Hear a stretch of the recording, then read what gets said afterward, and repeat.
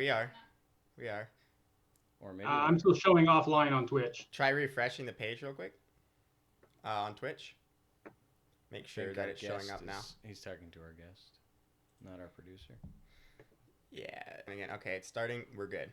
We're live. All right, I we're promise. live. We're live. We're back. As long Are as we it- actually back? Yeah, we're. That's I crazy. think we're good. Yeah. So welcome to this edition of, or episode rather, of And Coffee Politics. This is maybe we're not live yet. We I don't we, know. we are. I promise. Our producer's saying we're not live. Are we showing up on the Twitch There it page? goes. Just We're click good. on. We're good. Oh, Eric can see us. Great. I guess we are live now. So, and Eric went with the mug before us, but that's okay. That's thank you, Eric. So welcome to this episode of And Coffee Politics. This is Impeachment and Coffee, and this is cause for celebration because this is the first person on our show that is definitely. I mean, I don't want to speak for him, but I do believe he is not a constitutional conservative or a Republican. And but he has distinguished service under his belt. Yeah, he served in the military, to my knowledge. His name is Erik Nelson. Welcome to the show, and we'll let you introduce yourself real quick. Thanks for having me, Ben. I really appreciate you reaching out. Absolutely. Yeah, it's like you said, I did 10 years in the Army, 10 years in the Guard Reserves, year of active duty in Iraq. I'm an Idaho boy, born and raised. Came back after my tour, got into gunsmithing. I own a little gunsmithing shop here in Boise. And, during the winter, things slowed down, and it's a little more time for political activism. Hopefully, we see people talking to their legislature, their state legislature, because that's where change really happens. Yeah. I actually totally agree with that. So just kicking things off, I don't want to, again, I don't want to speak for you, and I want to give you the opportunity to speak your piece. This is called Impeachment and Coffee, so we're going to be talking about the impeachment inquiries that are currently going on with respect to President Trump. And if you could just, in a quick blurb, I'll state my case, and then we'll go to you if that's all right. Sure. So I believe firmly and truly that impeachment at this time is faulty and definitely not providing due process of law to the president. And we're looking for a crime after finding the perpetrator, which is absolutely against what this country stands for. And there's no evidence to date of any actual wrongdoing or high crimes and misdemeanors. So that's my stance, and would love to have a reasonable discourse about that. And John, is there anything you want to add to that, or? Yeah. I mean, I think even if Trump participated in what they accused him of, it's by no means really an impeachable offense. I think that impeaching, even if he did exactly what they think he did, I still don't think he should be impeached because it's not a crime of any type. It's just not an impeachable offense, and that's kind of mainly what I wanted to add into it. So. And before I let you go here, Eric, I just want to let you know this is not the goal of this is not to beat up on you or gang up on you. This is meant to be a reasoned discussion, and for our listeners as well. Eric was kind enough to come on the show. Let's show him the same respect that he's shown us. And yeah.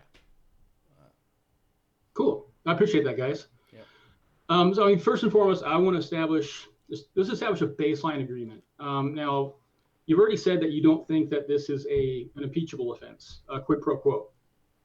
But I think the other thing, I would argue otherwise. I would argue that, in the course of political discussions, one of the sure signs of greater corruption is somebody using their position for personal enrichment or personal advantage. Now, whether or not you agree with that, okay. That's really what the nuts and bolts of this would boil down to. The other part of it, though, is just a simple question. We agree that we need more transparency at all levels here. We want to know what the truth is. We want to get the facts as they're available. We don't want to be caught in the middle of these political games between, sensitive, politically advantageous releases of information. So, would you guys agree that we need more transparency on this issue? Well, I'd be curious to know what transparency you feel is lacking.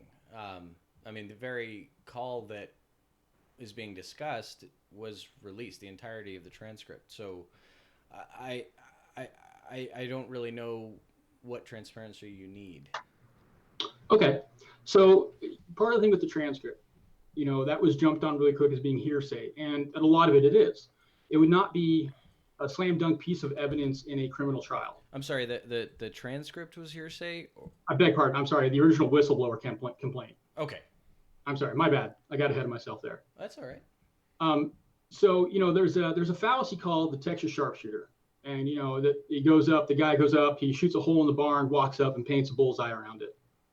And that's an informal logical fallacy. And what we're looking at here is with the whistleblower complaint, people were saying, well, this was premeditated, this was come up beforehand. Well, it validates, not in and of itself, it's not self-validating. Like I said, I wouldn't say it's a slam dunk piece of evidence. But in light of what we discovered through testimony and investigation with other people, it's confirmed a lot of what the whistleblower said. And what that does is that validates a lot of the timeline that the whistleblower, whoever he or she is, set out. I'm sorry, which part of the testimony that happened not last week, but the week before or the week before that confirmed I assume you're talking about quid pro quo from the whistleblower. that was the nuts and bolts of it. Was this analyst? I think it was a CIA analyst. I think the CIA analyst said there has been I believe there's a quid pro quo, and he notated a chain of events, chain of discussions and meetings with certain select individuals. And his conclusion in his letter to the Inspector General's office was, I believe this is an issue of national security because I believe the president may have committed a crime or the White House may be compromised. Well, okay, so there's two things that I hear there. One, is quid pro quo an impeachable offense? And second, this is still hearsay. We haven't had any direct evidence. So, is there direct evidence of quid pro quo? Even if we let's say we agree for a moment that quid pro quo is an impeachable offense, what direct evidence is there of that? Okay, so if you're looking for a Snidely Whiplash confession, on videotape with 3 forms of ID, that never happens. You're not going to find somebody, particularly somebody as adept at this kind of political work, somebody as adept as Trump and Giuliani. It's going to be very hard pressed to find their fingers in the pie. So just I don't mean to interrupt you, and I apologize. But you believe that Trump is adept at politics? In a certain way, in a certain kind of politics, the kind of politics that New York real estate moguls play. Okay, interesting. So on the terms of the transcript, now obviously the transcript that they released is just somebody who was listening to the call. It wasn't a direct recording. It wasn't a direct transcript, and it says that very specifically on the transcript of the call. Right. What I'm kind of curious about is. I'm sure that they got to have. All presidential calls to some extent have to be recorded or some way. Actually, if I may, I'm gonna stop you real quick. Okay. Part of the problem is that the White House has refused to release the full audio. Part of that is that Trump has been systematically kind of culling out people who maintain the cybersecurity in the White House, and he is now routing a lot of his phone calls, including personal and business calls, through the White House switchboard. The White House switchboard is not bound under the Presidential Records Act. So, isn't that his prerogative? I wasn't under the. I haven't heard that. But is that again an impeachable offense? I don't. Well, so this is part of what I want to talk about when I talk about impeachment. Remember what we're at right now with the impeachment. This is a grand jury investigation. No criminal charges have been filed. There's a suspicion of wrongdoing, and that merits investigation. Part of the issue we have, the reason we're talking about the term impeachment, is because the president is not a citizen like the rest of us. The president has extraordinary powers, sweeping powers, some of them very badly defined, because the composers of the Constitution knew that there were going to be a lot of contingencies they couldn't figure out. And they decided that the best solution was to make sure the people, that is the House, maintain the power to impeach somebody who is violating the spirit of the Constitution, if not the letter of the law. For instance, an example somebody raised was a lawyer who suggested that Trump could start, again, wholly hypothetical here, says, but if Trump starts selling pardons for $1 million a pop, the president has the power to pardon anybody convicted of federal crime. Now, would you agree that's worthy of impeachment? No, because it's within his power. That being said, I think it would be wrong, but I think the pardon power of the president is already quite powerful. Yeah, I mean, when they're doing something like if he were to do something like that, people just aren't going to reelect him again. I mean, there's going to be another election in a year, and if he started deciding he was going to sell, passes to get, get out of jail free cards, essentially, they're going to the people aren't going to reelect him again. I mean, that's just kind of how the system works. But instead of uh, instead of just letting a smaller body determine this, you can let the entire nation determine whether they think he did something bad. And so, if the entire nation thought, hey, selling, get out of jail free cards is not the best idea, then they're not going to reelect him again. So that gives the people a chance to make their decision on whether they think that's okay or not. But if it's not violating any sort of existing law, which I don't know what the legality is around that specifically, but if it's not violating any sort of existing law, then I don't see why he couldn't do it. It's just a matter of it's not obviously the right thing to do. I wouldn't agree. That's a great great idea. And that's why I came back and I said that the question of impeachment is not one necessarily of a letter of the law violation. Again, it's about the character of the person sitting in the White House. Now, if you're okay with them doing something unethical, if that's not an issue for you, potentially for the 3 or 4 years left in their term, I mean, that's a moral decision everyone has to make. But I think that an immoral individual is not capable of leadership, and that demonstrates a lack of good character. Well, okay, now we're getting into a very interesting territory because, I mean, I don't believe that anyone is truly moral or ethical. That being said, the president is and I mean there are plenty of things that Obama did that I would view as immoral. Should we have impeached him? Maybe. I would say yes for a number of reasons, but I'm not going to go into that right now. We're not talking about him. We're talking about Trump. But another thing you said, which I'm interested in, while the president is not above the law, which I would agree, that also means that he is not below the law. So rather than having a crime in search of a person, we have a person in search of a crime. If we had evidence of a crime being committed, I would be like, yeah, let's go. Like, we need to find out what happened, i.e., $150 billion to a foreign country with no congressional approval. Yeah, that would be a crime that I would absolutely want investigated. And that is a crime. I mean, the power of the purse is denoted in the House. Would you agree? Yeah, that's laid out in the Constitution. So you would agree that would be an impeachable offense and should be investigated? Yeah. Well, that happened. That happened with Obama. So and it should have been investigated. Totally, and I'm glad you agree. But when we have a crime in search of a person, an investigation in search of a crime rather than an investigation in search of a person, we have a problem because that goes against everything that this country stands for. Whether or not it's a criminal investigation or not, you are violating another person's rights. Okay, so again though too, I mean the president does have rights. The Supreme Court, for instance, has ruled he can't be indicted for any crimes he committed before becoming president because he's in office.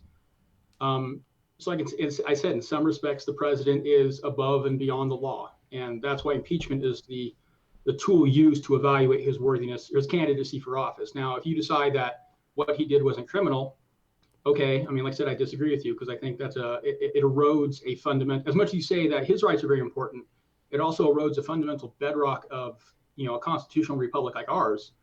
If politicians can simply ask for and receive bribes from people, at least have the good taste to do what everyone else does and try and hide it. You know what I mean? Well, all right. Did it happen? I mean, was the aid withheld for an investigation from Zelensky? Do we have any evidence of that? Well, I've got a timeline if you want, and it's a little involved if you can keep up with me. Well, okay. I think I can. Okay, so we're talking about the investigation side. What happened is this anonymous whistleblower, basically over the course of 4 months, acquired a lot of evidence of certain people talking to other individuals. A lot of it was around Giuliani, trips to Ukraine, meeting with foreign leaders and foreign members of state. It's kind of odd to me that the president's personal lawyer would be tasked to going to Ukraine on diplomatic business of some sort, or it's personal business for Trump. Either way, it seems kind of inappropriate for me. But what happened is that the whistleblower brought this complaint forward, and he brought it to the Inspector General, Inspector General Atkins. He's the IG for the entire Directorate of National Intelligence. Atkins evaluated it. He said, and he conducted his own limited investigation by following up with a few sources. Atkins then said, okay, I'm going to kick this up the chain of command because this is potentially a major intelligence issue if we have a compromised member of the cabinet or the White House. He brought the complaint to the Director of National Intelligence, McGuire, and McGuire took a knee on the complaint. There's a certain time period in which it needs to be reported. McGuire finally came back and informed Inspector General Atkins that this is not a matter of national security and it does not need to be investigated. Atkins disagreed, and he contacted the House Intelligence Oversight Committee with Nunes and Schiff, and all he sent them was a very heavily redacted message. He said, I have been informed, I can't talk to you about this, but there is an issue of national security. I can't even tell you the nature of the complaint due to how sensitive it is because it involves high-level members of the White House. And that's when Schiff issued the subpoena to get his hands on the actual whistleblower complaint, and that's what started the investigation. So because someone felt that things were improper, that's evidence? I mean, the aid wasn't withheld because of an investigation. The aid was supposed to be dispersed in September of last year. And they kind of took, and again, they're supposed to be dispersed within a month or two. And there are delays, they happen. The president certainly has some latitude in that regard, but this is money apportioned by Congress. And so part of the argument for an impeachable offense is that if Trump deliberately withheld aid to a foreign ally and did so to benefit himself, like, again, in September, October, November, now we have December and January, we have the election between Zelensky and Poroshenko. We have records of Giuliani talking to Poroshenko and Zelensky. We don't know what they talked about. And then we have this sort of conversation happening now with Trump talking to Zelensky and saying, I need a favor from you. And that very heavily implies that certain things are not going to be done unless aid, i.e. the javelins that were discussed, are released. But so that's why implications are not quid pro quo. It didn't happen. That's what I'm... Yes, they are. I'm sorry? The problem is like I said, you're not going to catch somebody on tape going, gosh, this is me. Here's 3 forms of ID and my social security number. I'm going to do a crime now. But then he hasn't committed a crime. I mean, if you don't have evidence of it, he hasn't committed a crime. You keep saying evidence. There's more than one type of evidence. And cases have been built solely on the other 27 kinds of evidence there are. The ones we're most familiar with are hearsay and circumstantial evidence. Yes, but hearsay is never evidence. Hearsay is actually admissible under 6 different conditions. If a witness is a witness to it, yes, that's true. Otherwise, no, it's just as good as an authority argument, which is not. There are a number of exemptions for hearsay beyond what you just stipulated, including a catch-all that says, are the sources, that includes things like, are the sources legitimate? Does this further the cause of justice? Do secondary sources corroborate the bulk of the story? So again, this went from the complainer to the Inspector General's office through at least one lawyer and to Director of National Intelligence McGuire. And the only person, and McGuire was the one who stomped on it and said, this is not worth discussing. And he's a Trump appointee. He was appointed to that cabinet position. So you can see how there's a little conflict of interest here when the guy who is under investigation, under inspection, Trump, has somebody beneath him who is able to block the release of something that's potentially politically damaging. Well, here's a problem I have, and it's going back a little bit, but you had brought up that you had basically thought that kind of sort of I guess an ethical violation is something that's an impeachable offense. But the problem I have with that is that each party is always going to think that the other party is doing something unethical. Like, that's just kind of the nature of politics. Everybody's always accusing the other side of doing something that's wrong, doing something that's bad. But like, to actually go through and impeach on that, like, I'm just kind of curious what you think the justification is. When is it so unethical that it's impeachable? Because I mean, the right would have said a million things Obama did were unethical, and they would have said a million things that Bill Clinton, and obviously they pursued impeachment on him. But there's a crucial distinction there. The Republicans didn't impeach Obama, and they were in control of the House and Senate for the last was it 4 years or 2 years? I can't remember. Yeah. But I mean, they didn't impeach. Why didn't they impeach? I mean, I have my own reasons that I imagine they didn't impeach, but I mean, do you know why they didn't impeach on that? Would you have impeached on that, Erik? Let's see, 1, 2, 3, 4, 5, 6, 7, 8, 9, 10, 11. I see 11 attempts to impeach Obama on a Wikipedia entry specifically about efforts to impeach Obama. I mean, I don't view Wikipedia as a reliable source, but I mean, if they did, great. I would have impeached hard on the 150 billion to Iran. I think they tried, but they never got the support they needed. They never got to actually like move forward. I don't think they really had like any in-depth investigations or anything like that. It was just like a few congressmen making a motion towards impeachment. So not an impeachment inquiry. Yeah, not. I don't think they ever got that far with him. And No, so there wasn't a lot they of never support. gathered enough mass to make that happen. That's very interesting because I mean, I don't know what mass the Democrats have. The impeachment inquiry has lost favor in the polls. I mean, I watched every minute of it. I didn't learn anything that I didn't know before. I'm stunned, but Okay, so you know. like I said, this is one of those things too. What we're dealing with here is not a cut and dried case. Like I said, you're not going to find bloody fingerprints and a signed confession. So then it's not an impeachable offense. I didn't say that. I just said it was not simple. Well, okay, wait. So are you saying that currently the Democrats do not have a case for impeachment? That's not what I said. No, I'm asking you. No, I mean, like I said, the case is still being built. Okay. You know, and what crucially, what they're hung up on is the White House is stonewalling. The White House has refused to release classified information, and Trump has basically put a gag order on everybody in his cabinet, saying you are forbidden to speak of this to anybody, especially in Congress. Well, I can't say I blame him, Erik. I would do more than that in this case because he has not gotten due process of law. The Republicans cannot call witnesses that Adam Schiff doesn't approve of. And the first person they called was the whistleblower, which Adam Schiff originally said he needs to testify. He absolutely needs to testify. And now all of a sudden we want him to testify. Republicans are for him testifying, and he's like, no, we can't let him testify now. So I'm going to point out a little bit of hypocrisy here. The reason the whistleblower can't testify is federal law because he is an intelligence analyst. They have specific exemptions that their identity cannot be disclosed unless it is a matter of such emergent national security that they have to put their personality forward. Well, that's not true. Edward Snowden was absolutely allowed to testify, and he can choose to. He can choose to testify. The whistleblower has chosen not to come forward. Well, okay, and that's not that useful then. Yeah. So, do you want transparency on the Democrat side? I mean, I if I were you, I would be like, get that guy's butt up there and let's impeach the, as Rashida Tlaib. So right. So there's two more elements to this too. Okay. The Republicans are fixating very hard on trying to out the whistleblower because whistleblower, you can open them up to personal attacks. And there have been personal attacks of a verbal nature, I should say. You mean like the kind Trump gets every day? You mean like the kind Trump does every day, dude? Come on, it goes both ways. It goes both ways. Two-way street.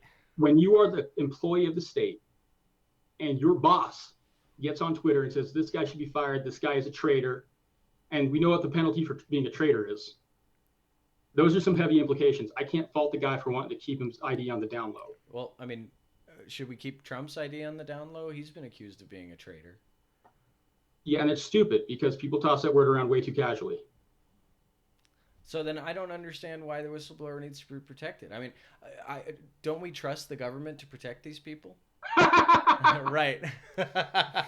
Yeah, like how'd that work out for, what's his name? Epstein didn't kill himself. Yes, I agree. I'm just saying you've got this guy. So what you're saying is you don't trust the government? No. Oh, good. So then why would we trust them to open up an investigation with no evidence in search of a crime rather than in search of a person? I'm going to stop you. You keep saying no evidence. There is evidence. There's no evidence. Ambassador Sondland said, "Oh, there was 1 + 1 = 2. There's quid pro quo." I discerned it, just like you said. I found the implication. And then in the very same testimony, he said, when I spoke to Donald Trump, he said absolutely no quid pro quo. I do not want quid pro quo. Do you think Trump actually has ever used that word before in his entire life? Before he heard it come up with these. Are you saying that Sondland perjured himself? I think he did the first time he went in. Yeah. Oh well, this was the second time. When This he is came the in and public he said, hearing. when he came in and he said there was a quid pro quo, that was his assertion from his position as an ambassador to Ukraine. He said there was a quid pro quo. That's it. No, he said, I believe there was a quid pro quo. And then Oh, when he all right. spoke to Trump, Trump said verbatim, no quid pro quo. So So you're assuming he Trump is perjured a liar. himself. I'm sorry? So now you're assuming that Trump is telling the truth. Well, okay. you're If assuming I this. give an order to somebody and I say no quid pro quo, I am the president of the United States. I dictate what people do in my administration. If they disobey my order, they are responsible, not me. So, I mean, yeah, I don't understand. Like, that doesn't make any sense. How, like, if Donald Trump is actively fighting against the very thing you're accusing him of, he doesn't get more innocent than that. And from a witness who was supposed to be accusing him of this crime. Like, that was insane. I couldn't believe those words came out of his mouth. Like that. Because the quid pro quo is a crime. Well, okay, no. I said no quid pro quo. Ambassador Sondland said, no quid pro quo. That's what he said that President Trump said directly to him. No quid pro quo.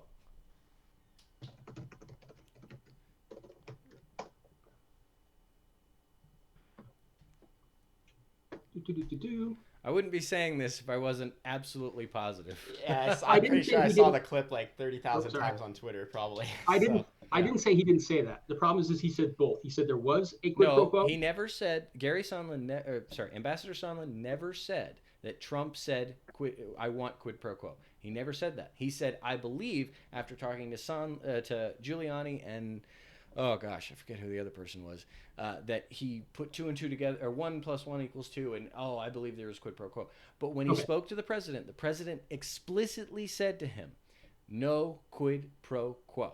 I'm not saying he didn't. That President Trump didn't say that to Sondland. But I'm saying if you call somebody up and I say, "Hey Ben, did you crime today?" and you come and you say, "No, I didn't do any crime today." No. This was before the deal.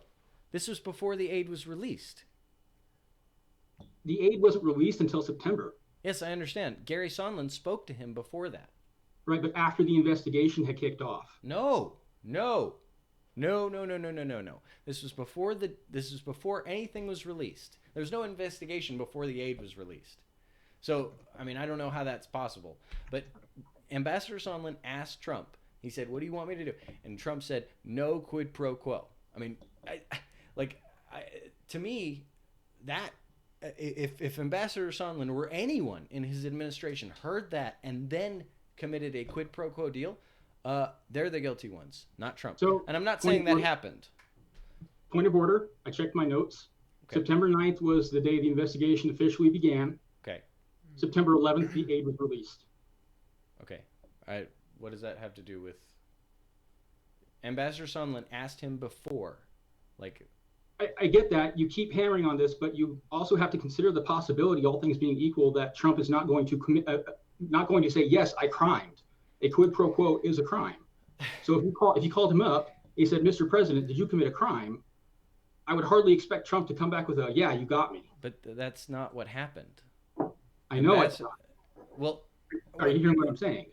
But Eric, if Ambassador Sondland asks how he wants the deal done, and Trump says no quid pro quo before the investigation, before the deal, before they're even talking to Zelensky, how could there have been any quid pro quo unless someone in his administration is disobeying a direct order from their president? That's what I'm asking. Like, I mean, unless Trump is getting on his cell phone and doing a private tweet to Zelensky, "Hey, I want quid pro quo, investigate Biden," which we're going to talk about in a second. But unless he did that, which I don't think he did, because that would be unbelievably stupid. And Trump has proven himself to me. I was a Ted Cruz guy. I think Trump has proven himself to be quite adept at these deals. That would shock me if he did that. But I don't think he did. Sorry, I'm double checking my notes because I don't like talking out my mouth when I'm wrong. Well, I mean,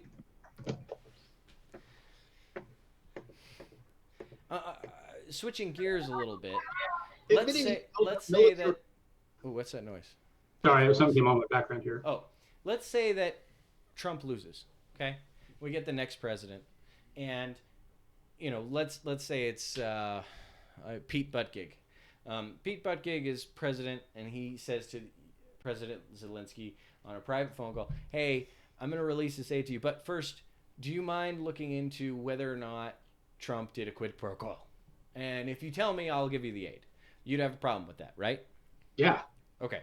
So on a level, on any level, I can tell you as a conservative, as an objective listener, I would have zero problem with that. Because if there was evidence, right? Because all he's doing is asking him to look into something. The Ukrainians have data on this. They have data on Biden with Burisma and that whole company. Joe Biden bragged about withholding aid from the Ukrainians. Bragged about it on national television. Withholding the $6 billion? I think it was $6 billion. So let's talk about Burisma then, because, and I'm just going to come out and say it. I think Trump is wholly unreliable, because I think at this point he's backpedaling and he's trying to. Wait. Are we talking about Trump or Burisma? Trump. So I'm getting there. Okay. Sorry, Burisma. I'm getting there. Oh. The Burisma investigation kicked off around 2012, and that was investigating this guy named Slavkovsky, who's the CEO of Burisma. Now, this was before the Euromaidan revolts, the Ukraine Revolution. So around 2014 or so, this guy, Viktor Shokin, comes in as the prosecutor general. That's basically the attorney general. A full year after that, Hunter Biden comes into Ukraine and gets the job with Burisma on the board, because they're trying to project a more Western appearance. They're trying to look like they're less corrupt. So what happens is Shokin inherits this investigation, which again started 3 years before Biden was even on the scene. Shokin takes a knee on the investigation because he turns out to be an incredibly corrupt individual. He's not prosecuting any crimes, especially some of the guys who fled the country or who still have assets in Ukraine at the time. So what happened is Biden was sent by President Obama as the American envoy, working with members of the European Union and the International Monetary Fund. They had one big check they were going to drop off for Ukraine. What Biden did was took a message from that little circle of people, those leaders, and he went up to, it was Poroshenko at the time, and he said bluntly, Shokin is corrupt, and if he is still in his position where he's not investigating corruption, these funds will not be released to Ukraine. That's what prompted Poroshenko to fire Shokin. And then what he put into place was a guy named Lutsenko. Lutsenko came in on a strong anti-corruption bid. So it doesn't make sense for Biden to use this official visit under official channels representing a consortium of people to put in a more effective anti-corruption prosecutor on the case, which actually doesn't even relate to his son at all, because it was 3 years before Hunter even came on the scene. Wait, so are you claiming that Joe Biden didn't blackmail? It wasn't blackmail. He was there on official business. The official business No. I'm asking you, are you claiming he did not withhold aid and that didn't happen? It didn't happen. Okay. So, I mean, I would check your notes again, because he absolutely bragged about it. He absolutely bragged, you have 6 hours to fire this prosecutor, period. Yep. And we will not give you the money unless you fire this prosecutor. Which, I mean, based on everything that you've said so far, which some of it I would agree with, you're okay with us interfering in another government's affairs with their own people. Is that, that sounds very contrary to what you were saying earlier. So I'm going to go back real quick, because if that was true, what you said, you allege or Biden did. I don't allege it. He said it. You're alleging an intent. No, I'm not alleging an intent. He gave a timeline of events. He said, you have 6 hours. I am leaving. You are not getting the money unless you fire this prosecutor. That happened. Like, that's not up for debate. Like, that we have evidence. Like, he said it on national television. I don't know why that's up for debate. Like, what do you mean? What I'm trying to say is that this was not Biden doing an end run around the law. This was not Biden off on his own, jet setting around Europe or making these discreet phone calls through off-site contacts. Biden went there on official business, representing the White House as Obama's representative. Oh, so Obama did it? Yeah, Obama was part of the crew that ordered suspension of that aid. Wait a second, Erik. Wait a second. So you're saying that unequivocally Obama did quid pro quo? Like, no. Oh, he didn't do quid pro quo. No. Okay. Because again, I'm quid lost, pro man. I know, it's all right. Quid pro quo is something for something. Right. This for that. Obama didn't ask them for anything that was personally, politically advantageous for him. He didn't ask him to conduct an investigation into a political rival. He didn't ask for money from them. What he did, and again, I don't know how much of this went around with Congress. The president does have certain powers to limit disbursement of aid. He's got a timeline he has to follow. Oh, wait. I think I get it. I think what you're saying is that this particular act by Trump is significantly different just because it involves Biden. That's it.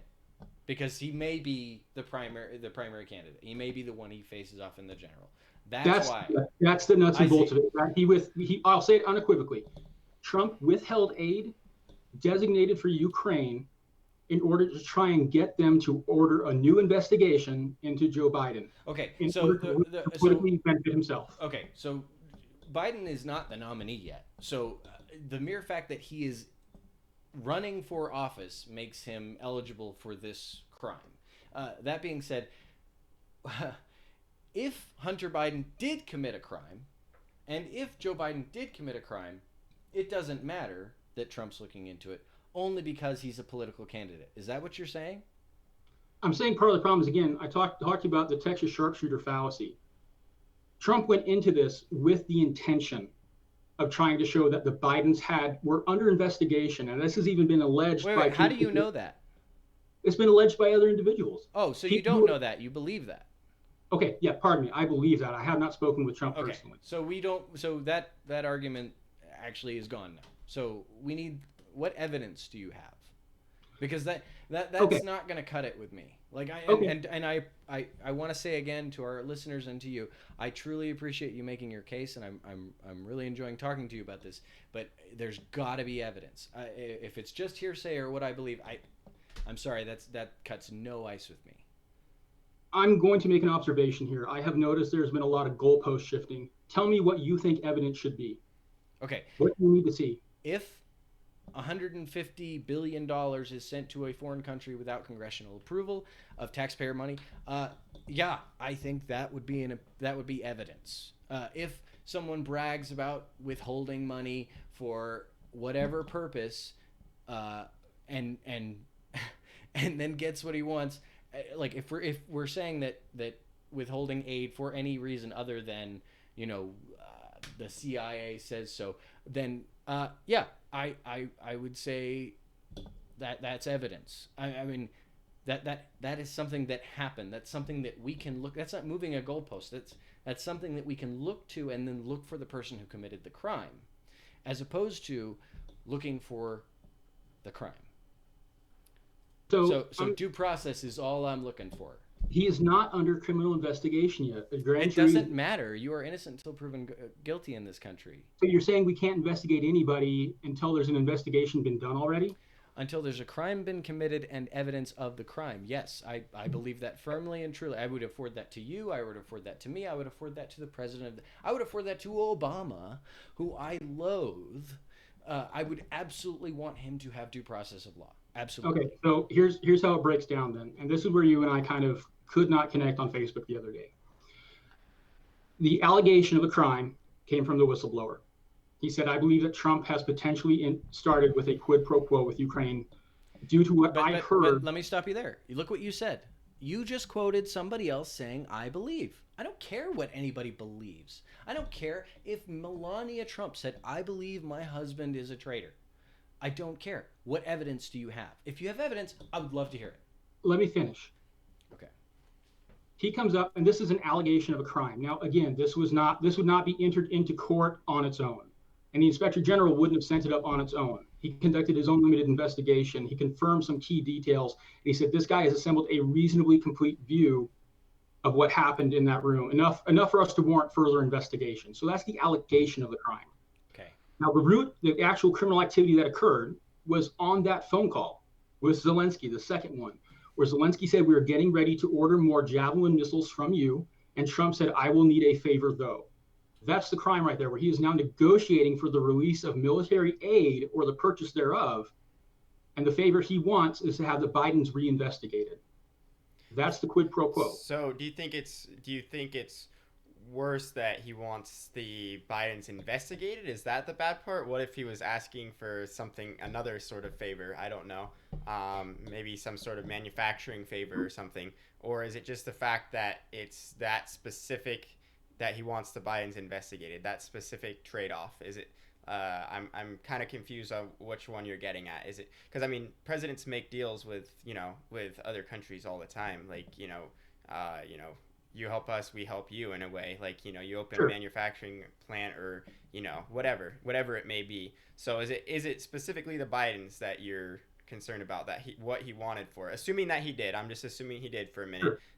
Is that what you don't like, or what is it specifically? No, my concern again is that he is withholding military aid in order to get a foreign country to open an investigation into one of his political rivals. And let's be honest with you, it's going to be Biden, maybe one other person running against Trump, just the way the polls are looking right now. I don't think it's going to be Biden, honestly. I hope it's not. Oh I really, like, my money is, honestly, I think the only person, I don't know. It ain't Warren anymore. I don't think it's Biden. Pete Buttigieg, maybe, but like, that guy is not a leader. Like, I don't. No. And I think Yang's got some pie in the sky ideas. About the only one who I think is maybe worth a damn is Tulsi Gabbard. I agree with you. I think Right? she's the only person on that stage that can beat Trump. And even then, I don't think she can. But, I mean, if there was ever a hope for a Democratic candidate to beat Trump in this election, it would be her. I would put $1 million bucks. Circling back, though. Yeah. Circling back, what I was saying, so the allegation of the crime was this guy who said, listen, I heard it from somebody, and I validated that with some secondary sources. Now, again, the whistleblower, again, remember, this guy is a CIA analyst. He has his own sources. He has his own contacts. A lot of probably what he told the inspector general had to be redacted for their safety. Because if you out all of your sources as an intel analyst, you're done. Your career is over. Well, I mean. So that's why the whistleblower complaint sounds so vague.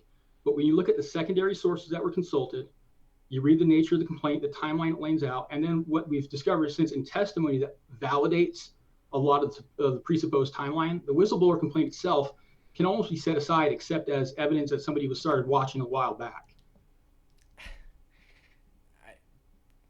I need more, man. Like, in due process of law, I don't care if it's an inquiry or an investigation, you have to treat everyone the same. Like, I'm sorry, we are putting the president on public trial. Like, that's what's happening. I don't care if you call it an inquiry or not. It's a trial. Like, we are talking about a man's life. It's a grand jury investigation at this point. Here's the thing. The grand jury investigation could simply conclude there's not enough evidence to actually proceed through impeachment proceedings. Because impeachment proceedings, then at that point, you get to the point where now everyone's involved. Wait a second. It's a grand jury investigation into Trump right now?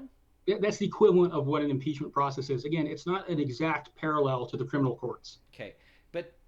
Okay. So wait, just so I'm clear, you're saying you're okay with impeachment inquiries not providing due process of law to the defendant? I didn't say that. I'm saying that you are misunderstanding the application of that term due process. I mean, I don't think I am, but I'm happy because to hear. Trump could certainly come testify. If I were Trump, I could not testify at all, because you are not allowing the Republican side to call witnesses. You are not allowing us to be part of making the rules. No, I'm sorry. It's not fair. It's totally unfair. It's a complete setup for him to go in there. It's just like it's like a suicide They're mission. hoping he perjures himself. Yeah, they want him to. They're gonna pound him and pound him and pound him until he just slips up and makes a little mistake and says something slightly wrong or off color or whatever, and then they'll just take it far beyond. It's literally a setup. So I can't believe that you, Eric, and actually, Eric, I think you're a rather objective person. I cannot believe you want him to testify. Like, if I were you, if I were in your shoes and I was a Democrat, I would be pissed. I'm sorry, if you were what? If I were a Democrat, I'm sorry, I did imply that you were a Democrat there. I don't know what you are, but if I were a Democrat, I would be furious with the Democrats right now.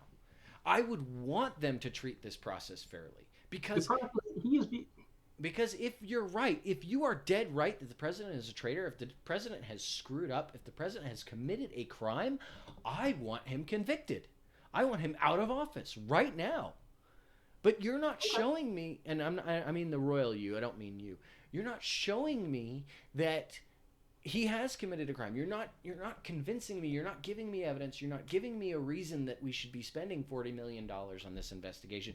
After the Russian BS, after the witnesses that they've called, this is ridiculous. This is an embarrassment. I would submit that, again, I mean, this is a criminal investigation. There are different standards of proof. There are different standards of evidence. But what we're looking at here is kind of a top-level effort to suppress any discussion about this. Now, yeah, the Republicans have been asking to call everybody. They want to call Hunter Biden in, which is ridiculous because he was never under investigation for a crime he may have committed in Ukraine. So let him come forward. Donald Trump Jr. came forward for 30 hours of testimony. If Donald Trump Jr. had done this, you bet the media would be getting him in there, as the Democrats would be getting him in there. Why not? Hunter Biden's innocent? Great. I agree. Get him to testify. I don't disagree. I think it's a waste of time, but yeah. Then you should be just as pissed at me as me that Adam Schiff squashed that witness. Like that's ridiculous. If Adam Schiff wants a fair process, if you want a fair process and you have evidence and you know the president did wrong and you know Hunter Biden did nothing, he should be testifying. He should have testified 2 weeks ago. He should have testified 3 weeks ago. Right? Okay. I mean, again, I think part of this is the political game at play. Okay. So you believe this is political? Impeachment is fundamentally a political process. It does not involve the Justice Department. Well, okay. I should rephrase. Do you believe it is politically motivated? Oh, absolutely. You know, there were Democrats. So not legally motivated. I didn't say that, but it is also. I'm asking you because it ain't both. Okay, I'll be very clear then. Okay. The evidence strongly suggests that Trump committed a quid pro quo. Now, whether or not you think that no evidence suggests that. You have given me no evidence in this interview so far. Okay. His transcript of the call with Zelensky, where he said, "I need a favor, though." That is the definition of quid pro quo. But I don't know how else to phrase it. But it didn't happen. Yes, it did. You read the transcript. No, Zelensky didn't know the aid was held up. They got the aid without providing an investigation. So what quid pro quo occurred? Just because you fuck up, pardon my language, in committing a crime doesn't mean that you didn't attempt to commit a crime. And that's the thing, is that he engaged in an attempt. Well, it's technically extortion. But he engaged in an attempt to get a foreign government to open a new investigation into his political rival. The transcript that the White House not his political rival, not yet. A potential, highly probable political rival.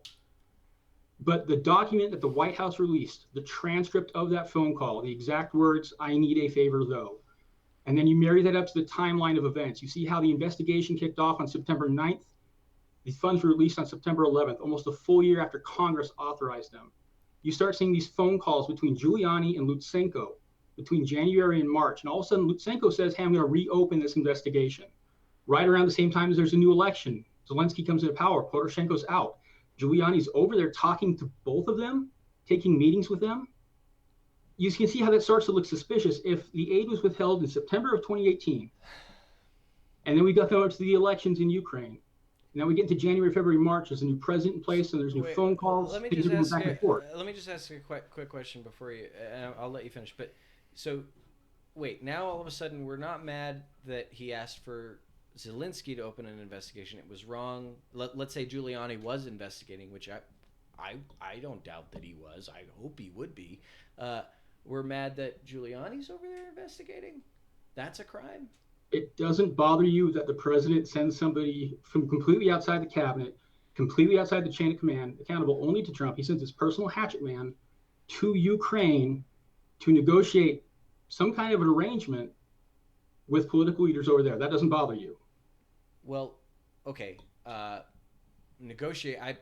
I didn't know he negotiated anything or had the power to negotiate. He's just the president's lawyer. So, I mean, do you have proof of that? That becomes the other question, and that's the case. Do you have proof of that? That's the case that they're trying to assemble right now. Okay, again, but they don't have proof. Okay, please stop saying proof like that. Well, okay. You're not going to get a smoking gun. There's not going to be a bloody knife in somebody's hands. But there was a bloody knife. There was a bloody knife with Biden and Obama. I'm not talking about that. I'm talking about Giuliani. I understand, but you're saying I'm not going to get these things. If Trump is so dumb, which a lot of people say he is, I'm not saying you said he was, but I mean, if Trump is that stupid, then there should be a billion smoking guns. There should be something beyond hearsay. I mean, am I wrong? Like, do you not agree with that? I think that Giuliani got his chops as a mob buster, and I think Trump doesn't get to be as wealthy as he is or maintain that wealth in New York without knowing how to game the system. So, but you think he's playing underwater 4D chess? No, I think that he finally got caught up on something because they just assumed nobody would get caught. That doesn't. I mean, yeah. I mean, the Democrats have been trying to look. I mean, they've been trying to get him impeached for a long time. So I don't think that he would be trying to get away with anything by any means, because Democrats want more than anything to find something to impeach him for. I mean, they've pretty much been searching for it since he got in office. I mean, trying to make any possible excuse they can to get him impeached. So, I mean. Oh yeah, no argument. They shot their wad way too early. Yeah, but even so, I mean, like, let's say Trump is this savvy real estate mogul, right? Which I mean, I don't doubt that he's a savvy real estate businessman, but it. And we know that they were trying to impeach him from day one. Day one. I mean, so if that's true, why, in the name of all that is good in this world, why would Trump not be as careful as possible? I mean, as a real estate investor, you have to protect your investments. You have to. And you have to be wary that people are out to get you, which, I mean, it wasn't subtle. Every single media outlet that's not Fox News, actually even Fox News at times, is after you, and you're going to make a mistake like that? I'm going to play armchair psychologist for a moment. Narcissistic behavior is often associated with people who don't have a good sense of what the risks versus what the rewards are.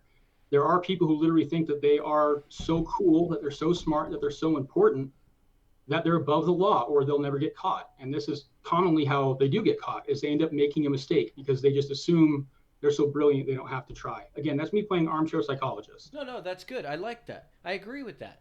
But if that's true, if Trump is that guy, well, the best that we've got is hearsay that he committed quid pro quo? Seriously? That's the best. That's the worst thing he's done in 3.5 years, $40 million, and 3 years of investigations. That's what we've got. You're telling me you believe that he is guilty of all of this based on that? That's it? No, please. Okay, now that's an oversimplification. You're trying to make an appeal to the outrageous. Well, what I'm saying is that Trump has had a lot of issues, and I think the Democrats pressed way too hard on ones when they should just sat back and let the investigation do its own work. It shouldn't be a political issue. It should be an issue of national security. But what I am saying is that there has been other things that Trump has been alleged to have done improperly, possibly even illegally. But again, when there's no evidence at all, when nobody will come forward, when no one will testify, that kind of makes it hard to investigate purely internal White House things. But you're in search of a crime. You're not in search of a person. That's the point. When someone commits a crime, you investigate for a person. That is the whole point of this country. King James was hunting political enemies down using exactly the system that is happening today. Like verbatim. This is what we were trying to fight against. So if somebody told you that I possibly murdered somebody, okay, you call the cops and you say, hey, listen, I heard from somebody there's possibly connected to a murder. And this is how a lot of investigations start, is with friend of a friend, these tip-offs from anonymous sources. And if you call the cops and said, hey, listen, there's somebody got murdered last week. I think I know somebody who's implicated in that. Here's his address. The cops would come and investigate me as long as you didn't start ranting and sounding like a crazy guy. That's how investigations start. That may be how an investigation stops. Maybe they show up and they say there's no possible way he was the killer. He was out of town at the time, and we can prove that. But that's how an investigation starts. And the whistleblower complaint. And they would stop if they had no evidence. Right. And the inspector general looked at the timeline that the whistleblower had assembled. He looked at the timeline of events of Giuliani going to Ukraine, meeting with Lutsenko, the sudden change in the political atmosphere regarding the Bidens in Ukraine. And he looked at the timeline there, and then he said what capped it off was talking to several people who were in the room or present for the phone call. And they said, I heard the words, do me a favor, though. And they worried it was a quid pro quo. So this whistleblower is not just saying this one sentence where he goes, a friend of a friend told me something shady happened. He assembled a 10-page complaint with timelines and names, everything but his sources. And again, we don't know what he divulged to the inspector general. The inspector general also has the authority to do limited investigation. But the inspector general, Atkins, looked at this guy. He said, I take your complaint seriously enough that I think it's worth kicking up to Director McGuire. And then McGuire said it's not worth investigating. That is a conflict when the guy who is being investigated has a subordinate who can block investigations. That's why the whistleblower complaint went to the House Intelligence Oversight Committee. I'm sorry, man. There's not enough. If there was evidence, I would totally support the inquiry. If there was a fair process, I would support the inquiry. Even without evidence, I would support a fair process. Absolutely. Ben, the thing is, we're looking at a timeline that is extraordinarily suggestive. No, it doesn't matter if it's suggestive. We have actual evidence of crimes being committed, and absolutely no investigation and no inquiries and no impeachment and no. Regarding whom? Or the previous president. Okay, we're not talking about that. We're talking about Trump right now. No, I understand. But my issue is the objectivity is not there. This is purely political. There's nothing legal here at all. There's no evidence. You said, Ben, you're never going to get the smoking gun. You're never going to get the evidence. We've got the evidence for these other crimes that were committed, yet no investigation. Why? So the money that Trump didn't allocate, the money that sat there for most of a year, the money that was only released after the investigation was made public, that's not evidence enough for you? No, Zelensky didn't know, and he didn't open an investigation. Why didn't he open an investigation? If that were true, Zelensky, why not? Yeah, you're Zelensky. You are told, apparently, under no circumstances are you going to get this aid unless you open this investigation. Why didn't you open the investigation? And in fact, if that were true, how come you didn't ask about it? He didn't know that the aid was held up. How did he not know the aid was held up? No, you don't know that. I do know that. He said it. He said there was no quid pro quo. He said that. And Sondland said it. He said he didn't know that the aid was held up. Why would he say that? And yet we have this statement from the president saying quid pro quo. No, we don't. All right, Ben, listen, we have the statement that says no quid pro quo. We do not have a statement from the president that says you have set yourself up with a bulletproof position. It's either it doesn't matter, this isn't a crime, or there was no evidence. And the only evidence that anybody can give you is the kind of evidence that builds a lot of cases. And that is where a lot of timelines and positions and intents are assumed. Well, no, you can convince me. You can absolutely cut ice with me if you give me evidence beyond hearsay. What you're asking for is to get Trump on tape committing a crime. Well, or some action. Yes. I mean, yeah, I would love that, because then I would support due process of law, and then I would support an inquiry. So the possibility hasn't occurred to you that maybe Trump is being deliberately very vague on any recorded thing. You're assuming that all of his calls are being monitored and recorded for posterity, which we know doesn't happen. Well, no, they're recorded. No, again, I told you the transcript. Trump has started funneling a lot of his phone calls and personal conversation to the White House switchboard. And some of his personal phone calls are not recorded. The only ones that are recorded are the official ones made from the White House state offices to foreign heads of state and domestic military. Well, I don't mind his personal calls not being recorded. I mean, the guy has to have a personal life. Right. President's got a right to some privacy, you know. I mean, I don't know that. I haven't heard that he's routing official calls through personal. So again, it's kind of an end run around it. So let me ask you just a quick question, and I just want to go over some theory here, just some theoretical. let's say, so we have all the whistleblowers and everything. Let's say Trump. So he's released this transcript that basically was somebody else listening in on the call, which I believe is just as valid as a whistleblower who's listening on the call. But that's just my opinion. If somebody's listening in on the call, it's just as valid the transcript is. It's just kind of his word against mine type of thing. Either way. The transcript was released by the White House. The transcript. Yeah. Yeah, I know. That's what I'm saying. But it was somebody's third party account. The sound though. gets weird when both of you talk. So No, this was the official transcript released of the phone call. Whether or not now, however, the White House wants to account that, they say we had somebody writing shorthand, or this is the recollection of the people in the room, but that is the official statement of the White House was that transcript. Yeah, I agree. That's what I was saying. But it's the transcript, even after reading it, you still think that the impeachable offense was committed. Basically, then is what you're saying. I think I see. Okay, let me ask a question. See if this will clarify things. Do you think that Trump said, "I need you to do me a favor," though? Did he use those words or something very similar to it? I don't believe so. No. Despite the fact that the White House put out an official statement saying this was a transcript of the speech. I would say that's the thing though. It is a shorthand transcript though. I mean, it says it all over the paper. It says saying that the White House didn't put out the proper transcript. Well, I'm saying that I would, if I am going to pick a side on this situation, I don't want a shorthand transcript, and I don't want a third party, secondhand whistleblower or anything like that. I would want a direct transcript or a direct recording of the call before I took evidence from either side on that. So you're saying you don't believe the White House put out an accurate transcript? I'm saying I would consider it better evidence if the White House had put out an actual transcript of the call and not just shorthand, what people thought that they heard that they said. Or what people memorized from it. I mean, wouldn't you believe that to be better evidence if it was a direct transcript? Like if it was literally Absolutely. the exact writing of the call. I'm sorry, the transcript wasn't directly.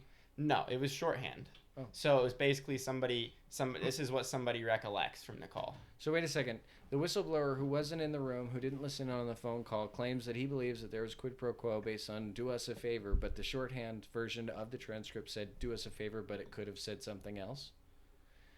Well, yeah, it's a shorthand. It's just somebody. It's just that's what I'm saying. Well, that's what I'm saying. I mean, that's kind of what I'm getting at here. Just kind of neutralizing things. Kind of the evidence from both sides is basically like it's still just I didn't know somebody. it was shorthand. Yeah, if you look at the official document, it says it all over it. Like this is just like a recollection. This is not an official transcript. Blah blah blah type of thing. And so all I'm saying is he's just kind of neutralizing, the conversation and saying like, both sides really aren't he's not presenting counter evidence that by any means is completely perfect either. You know what I'm saying? So again, here, hang on a second. Let me look something up real quick.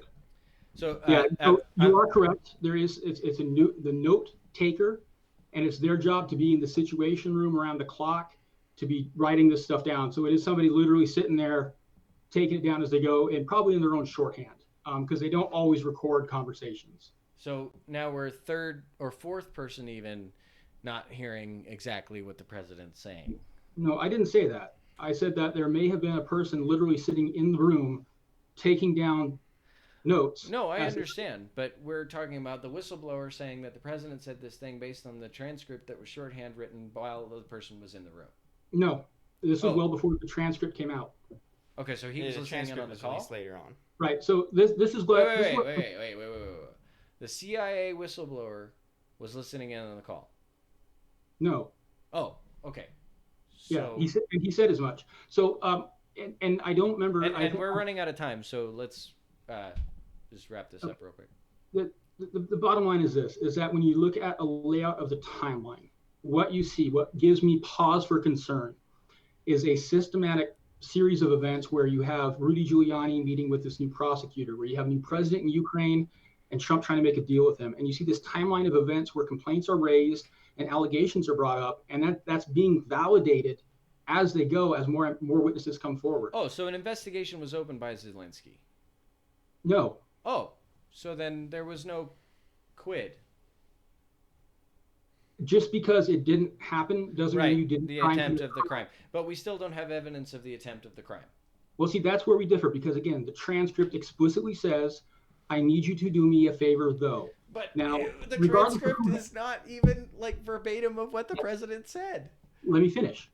The thing is, it doesn't matter who took it down. It doesn't matter who analyzed it. It doesn't matter how it got edited. That was the official statement of the White House. So either the president didn't say that, in which case, please, Mr. Trump, release the correct verbatim record, or he did say that.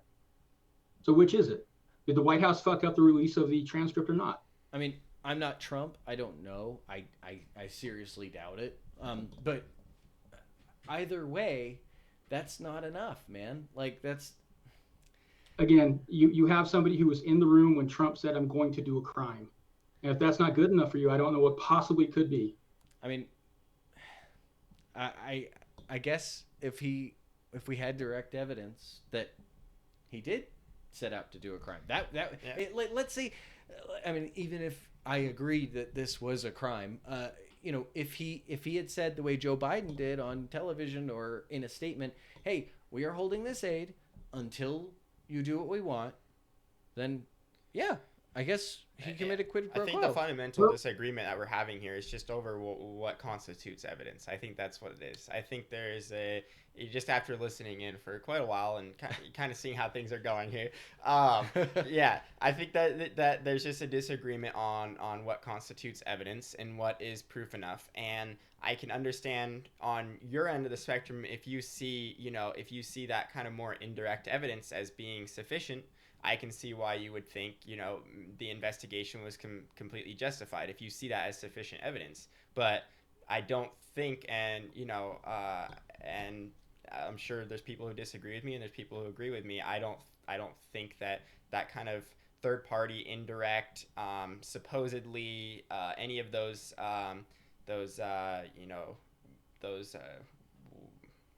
is the word escaped my head, but when you put a qualifier, any of those qualifying words, supposedly, probably, most likely, any of those qualifiers are usually put in place there because, the person doesn't know for sure. That's a qualifier that you use a lot. And so I think that's at the end of the day, that's kind of the fundamental issue. It's like, I just don't agree that somebody presenting evidence with those kind of qualifiers in front of it are really evidence. But if you believe that, then I can understand why you think the investigation might be okay, but that's a disagreement there. The whistleblower complaint is only useful as evidence in helping to establish a timeline of observed events at this point. I wouldn't take it to court. I wouldn't hang a jury decision on that by any means, because again, a lot of it is stuff that either can't be disclosed or wasn't disclosed. What we have done with the witnesses that have been brought forward, with the timeline, some investigative work that's been done, a lot of what the whistleblower alleged and said certain people told me turned out to be true. So we can set the whistleblower complaint aside. It's not primary evidence, but it does help build a larger case indicating that there was a quid pro quo, as the whistleblower asserted in his complaint, where he said, Trump said, I need you to do me a favor, though. And that was confirmed by the official White House statement of the transcript of the call. Okay, Erik, last question, and then I'm going to let you go. Yeah. The Russian hoax investigation, and I'm calling it that because it was a hoax, happened, right? That investigation occurred based on the FISA document, which turned out to be BS. So that was a 2-year investigation. That was not an impeachment inquiry. So I'll give credit where credit's due. They had just an investigation. They had just as much evidence. I would say, even though it was bad evidence, they had more evidence than they have now. So, do you agree that if that were true, if it was just an investigative thing, this was not violating due process, then they would be doing the exact same thing, having another investigation rather than an impeachment inquiry? I guess, in short, why didn't they have an impeachment inquiry about the Russia thing? Well, because everyone agreed it was going to be an investigation, and Mueller did his work. Mueller came back and he said, we did not find any strong evidence of collusion between the Trump administration and the Kremlin. He did conclude that the Russians did work to try and benefit the Trump campaign, but he said, we can't prove that they did it working together. Okay, I'm not talking about Mueller. I'm talking about Congress. Why didn't they have an impeachment inquiry then? I don't know. Okay, I can't so speak for Congress. sorry. Oh, I mean, it'd be supposition on my part. Again, I think Well, maybe that's what I'm asking for. You're on this interview. You're the star of the show. You get to have an opinion. Like I don't ever want people to come on the show and say, "Oh, I'm not an expert." It doesn't matter if you're an expert. You know right from wrong. So if I had to hazard a guess, and again, sure. this is a little fuzzy. My suspicion would be that it was kind of an agreement between the various factions in Congress that they would abide by what the investigation produced. Right. And the investigation produced no evidence of no direct, no substantial evidence of collusion, which was the crime in question. Right. And so, if you're going to try and put impeachment proceedings forward after a guy like Mueller, or a distinguished Marine and lawyer, comes forward and says we found no evidence of a crime, that really starts to make it look extremely politically suspect. And I think that's probably why they didn't press forward there. Yeah. Well, I would say that this is pretty politically suspect as well, if not more so. Well, unfortunately, and based on what you've told me just in this interview, I think you agree. But I mean, I'm not putting words in your mouth, but I mean, it certainly is an illegal case. So again, the president can't be indicted. He can't be summoned to court. The president is above the law while he's in office. So if the president commits a crime or something that is suspected of being a crime, Congress has the power delegated by the Constitution to launch an impeachment and investigate. A crime was alleged. But why didn't they just investigate? Why not? I think it's because the White House stonewalled them. The White House has flatly refused. Well, I mean, again, they McGuire, during the Russian McGuire prevented the complaint from going during the Russian investigation. They stonewalled way more. You got to remember that the whistleblower complaint came out on September 9th. That was the day it was officially announced to the committee. And the reason it was announced then was because Director McGuire, Trump's appointee, had basically ordered Inspector General Atkins not to share the complaint with anybody. I think we've killed the our side of each evidence to death. I'm asking you just quite simply, do you agree this next year's an election year? This is a politically motivated witch hunt. Witch hunt's the wrong word. Politically motivated act. I think it can be both at once. I think that it's entirely possible for the politicians to do what politicians do with events, but I think in this case they have an extremely legitimate concern for an impeachment. Okay.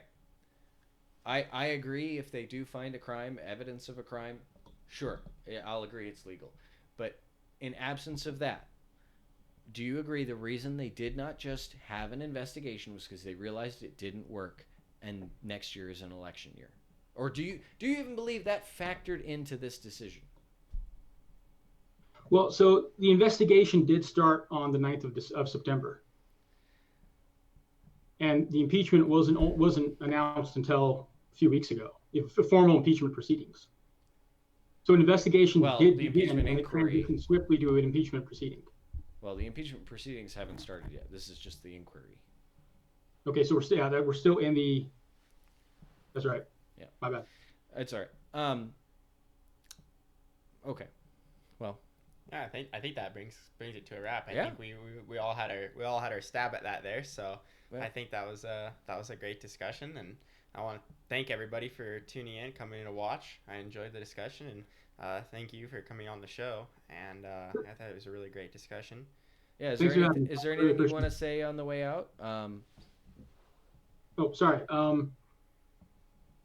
I would just advise folks that there are some places to look to get a sense of the timeline, if nothing else. There are some facts that are pretty difficult to dispute that have nothing to do with the phone call.